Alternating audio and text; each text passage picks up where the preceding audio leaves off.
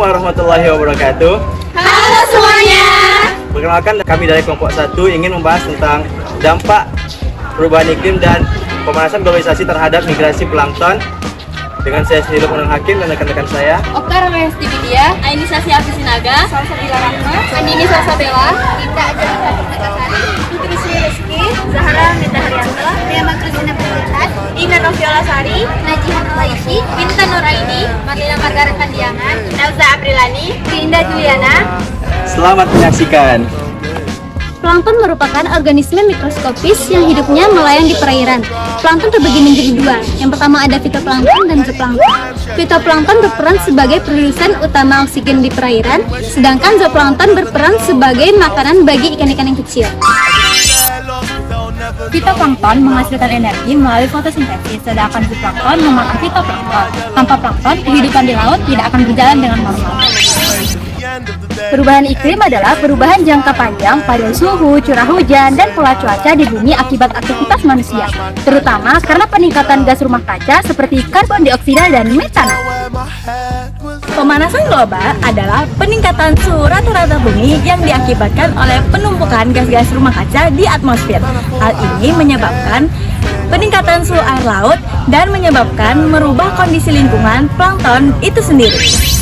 Nah, akibat kenaikan suhu laut ini banyak membuat jenis plankton itu berpindah ke daerah yang lebih tinggi.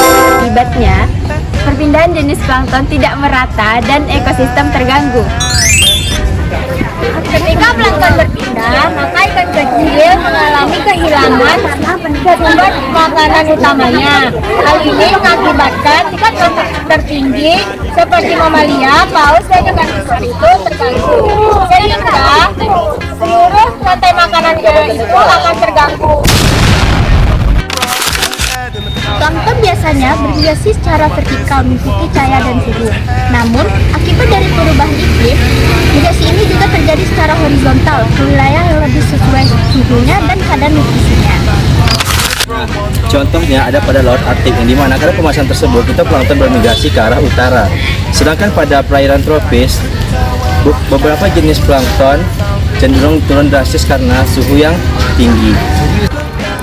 Migrasi plankton berpengaruh langsung pada hasil tangkapan ikan, karena plankton merupakan makanan bagi ikan kecil. Akibatnya, nelayan mengalami penurunan hasil tangkapan di beberapa wilayah. Fitoplankton melakukan fotosintesis dan menghasilkan oksigen. Namun, akibat dari kenaikan suhu dan penurunan salinitas, mengakibatkan produktivitas primer itu menurun dan mengakibatkan juga kadar oksigen yang ada di laut berkurang. Migrasi dan penurunan populasi plankton menyebabkan penurunan keanekaragaman hayati laut karena banyak spesies lain membutuhkan keberadaan plankton untuk bertahan hidup.